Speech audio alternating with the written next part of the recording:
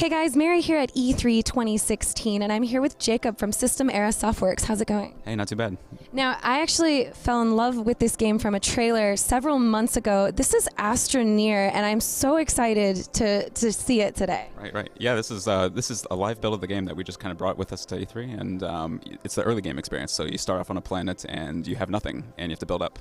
I'm so excited. Let's actually jump right in. The trailer is actually really motivating. If you guys haven't seen it, you should check it out. But it's so exciting how much you guys packed in, how much creativity into this game. I mean, basically, this is like the world is your oyster right now, and you are running around surviving and exploring.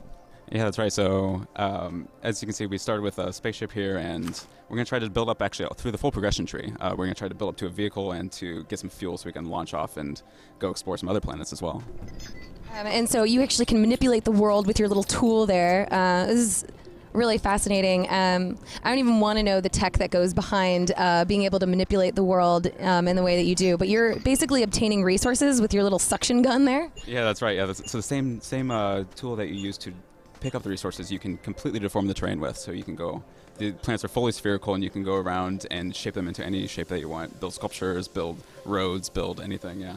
And now, how do you know how you are? I mean, I saw in the trailer at least that you can not make it. You can croak. Is that the case? Yeah. So we are a survival game. We're a third-person survival game. So what that means is we can show a lot of the stuff that's happening to the player directly through animations and sound and things in the backpack. So we actually have this UI interface here where you can just see the amount of power that you have directly on your backpack, rather than having to have some UI elements, which is... Right, there's almost no text on that. Is that on purpose, that your game is kind of more globally able to be played? No, absolutely, yeah. Seeing things in the world is great for new players as well, because you can show 3D objects that they're already familiar with. And have a paradigm that is much more accessible to new players especially.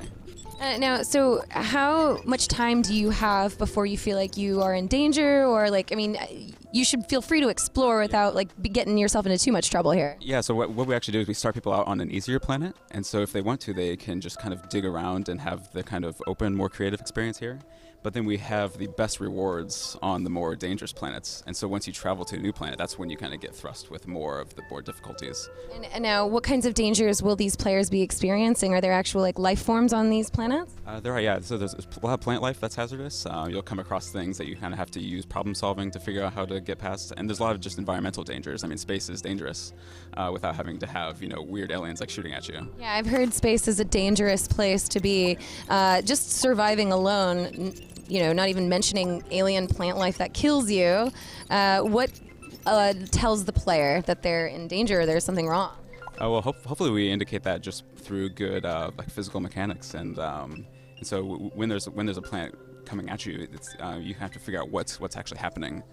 And react with what you've been given or what you've built even. So we're already in a night cycle right now. How long is your day and night cycle, and does that change based on the planet? Oh yeah, it totally depends on the planet. I mean, so the planets rotate at some speed, and they actually vary based on the planet and the distance from the sun and a variety of things. Yeah, so it just depends on the actual mechanics of the orbits and all that stuff, just naturally, yeah. Will every player start on the same planet? No, they're all procedural worlds, so we will procedurally generate solar systems that each new player will start have no star map that they have to navigate through. It's all just what they get. Is it generated per player per story, or are there seeds? Yeah, there are seeds, but the seeds are hidden, so you just jump into a game, you get your own new unique world. Maybe we'll have it so you can save off that seed so you can come back to it later, or you can send it to a friend and be like, oh, look at this awesome new universe that I discovered, yeah.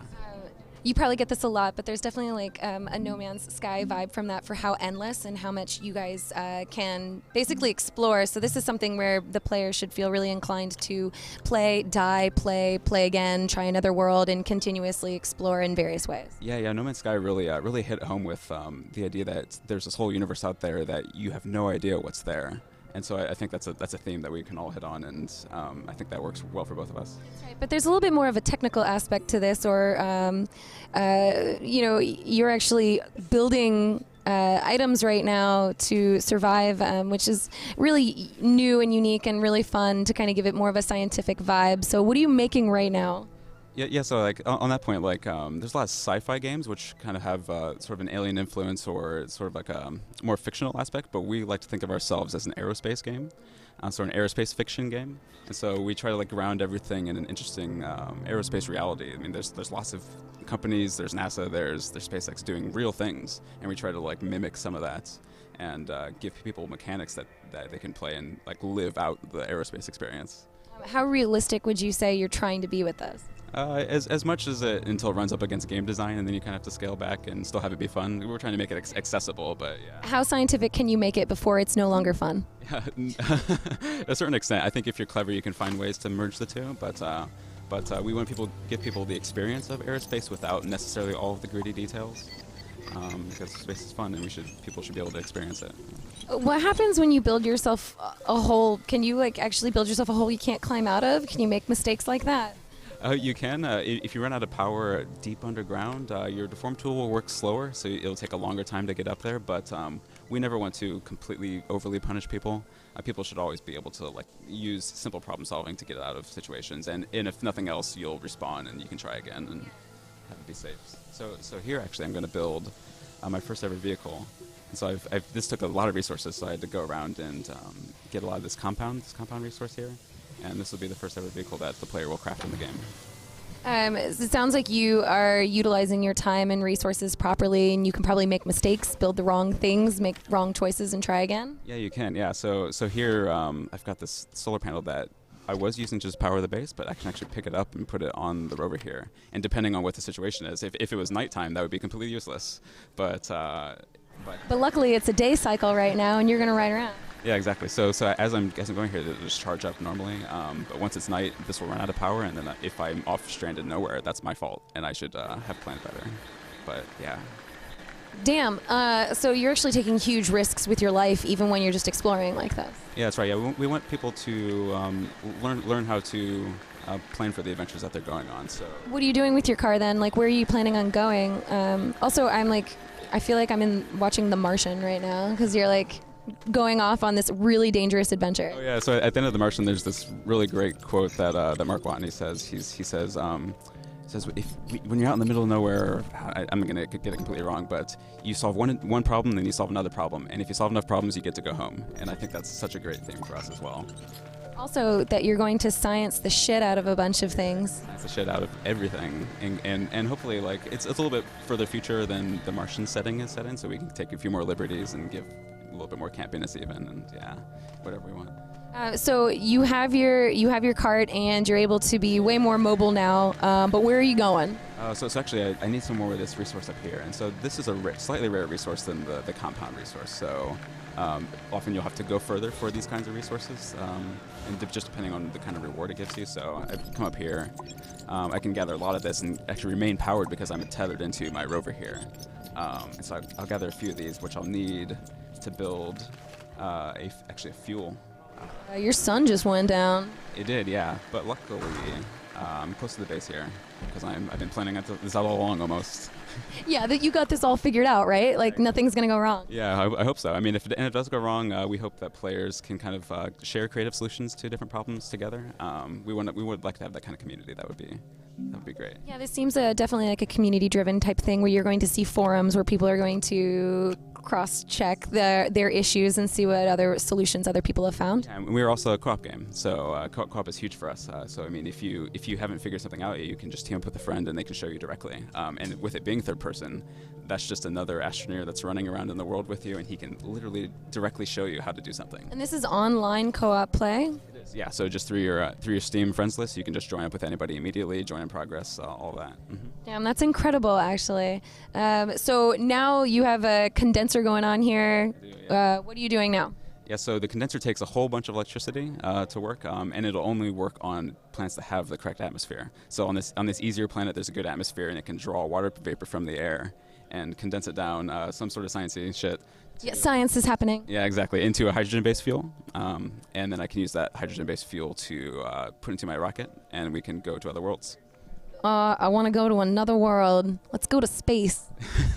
Space is infinite. There's a lot of worlds to go to. It's not infinite. The scientists think it's. How big is it?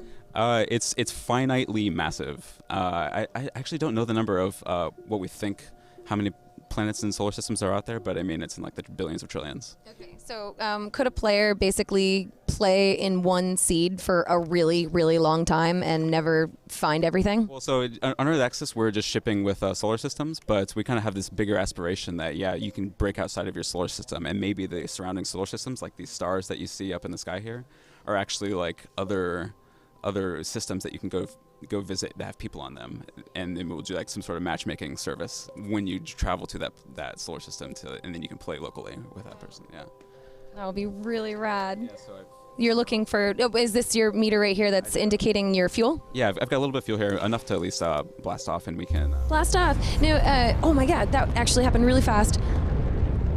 All those stars are still there, so they're in the exact same spot. So that's not just art assets showing your sky. Those are actual stars that you can travel to. Yeah, absolutely. And actually, the sun here is not just part of the skybox. It's actually a 3D object in the scene. So all these planets are orbiting the sun here, and then this moon is actually orbiting my planet here. And so I'm actually going to travel to one of these other planets over here. So this is a travel animation. Are you actually driving?